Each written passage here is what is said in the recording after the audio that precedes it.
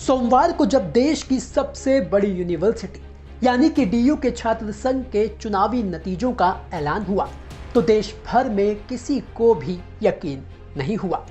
वो इसलिए कि डूसू के अध्यक्ष पद पर 7 साल के बाद कांग्रेस के छात्र विंग एनएसयूआई की जीत हुई, वो भी उस दिल्ली में जहां कांग्रेस की हालत बीते 2 विधानसभा चुनाव से इतनी पतली है कि खाता तक नहीं खुल पाया है। जिस दिल्ली में कांग्रेस सिर्फ 7 पार्षदों की पार्टी बनकर रह गई है, ऐसे में जब दिल्ली में 2 महीने के बाद विधानसभा के चुनाव होने हैं, उससे पहले डूसू चुनाव में कांग्रेस की शानदार जीत के बाद ये चर्चा तेज हो गई है कि दिल्ली में कांग्रेस का रिवाइवल हो रहा है। क्या डूसू की इस जीत का विधानसभा के चुनाव में कांग्रेस को फायदा मिलेगा? चलिए तो इसे समझने की कोशिश इस रिपोर्ट में करते हैं। ये तो आप जानते ही हैं कि दिल्ली में कोई भी चुनाव हो उस पर पूरे देश की निगाह होती है, फिर चाहे वो दिल्ली यूनिवर्सिटी छात्र संघ यानी कि डूसू का चुनाव हो या फिर जवाहरलाल नेहरू यूनिवर्सिटी के छात्र संघ का यानी कि जेएनयू का। सभी पार्टियां इन चुनावों में पूरी ताकत झोंकती हैं, बड़े बड़े नेताओं की ड्यूटी लगाई जाती है। अब डूसू जैसे दिल्ली के सबसे छोटे चुनाव में कांग्रेस की एनएसयूआई की जीत के मायने दिल्ली विधानसभा चुनाव से पहले इस लिहाज से भी काफी अहम है क्योंकि बीते 2 बार के विधानसभा चुनाव में कांग्रेस का खाता तक नहीं खुल पाया है।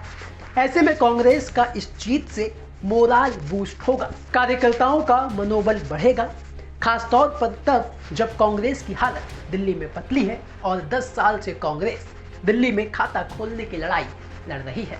हालांकि डूसू के चुनाव में एनएसयूआई की जीत के पीछे एक तर्क ये भी दिया जा रहा है कि दिल्ली में वैसे तो आम आदमी पार्टी की सरकार पिछले 10 सालों से है, लेकिन डूसू चुनाव में शुरुआती झटकों के बाद पार्टी के छात्र विंग सीवाईएसएस ने डीयू के चुनावों में हिस्सा नहीं लिया। हालांकि पिछले साल भी सीवाईएसएस की गैर मौजूदगी के बावजूद एनएसयूआई नहीं जीत पाई थी, तो इस बार एनएसयूआई की जीत का क्रेडिट सीवाईएसएस को देना ठीक नहीं होगा। हालांकि विधानसभा के चुनाव में आम आदमी पार्टी कांग्रेस से कहीं ज्यादा मजबूत है, इसलिए डूसू में कांग्रेस का अच्छा प्रदर्शन सीधे विधानसभा के चुनावों में आम आदमी पार्टी के प्रदर्शन पर रिफ्लेक्ट होगा, ऐसा नहीं कहा जा सकता।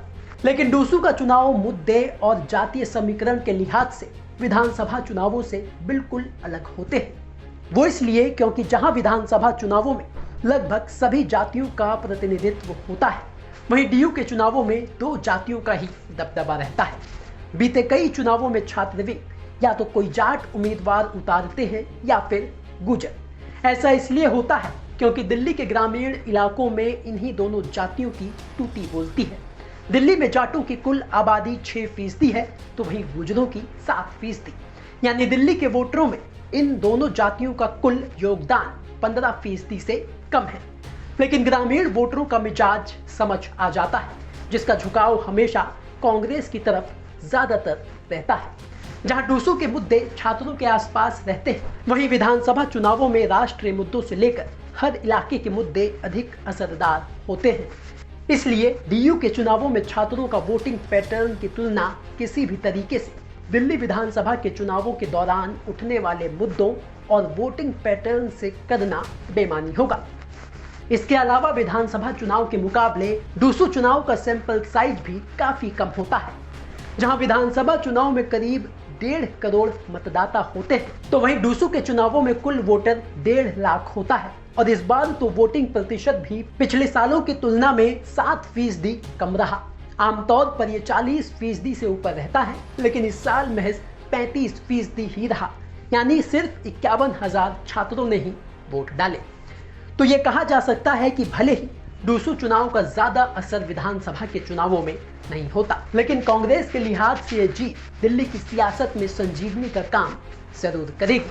अब इस जीत का कांग्रेस को विधानसभा चुनावों में फायदा कितना मिलेगा या नहीं, ये तो आने वाला वक्त ही बताएगा। ब्यूरो रिपोर्ट, दिल्ली तक।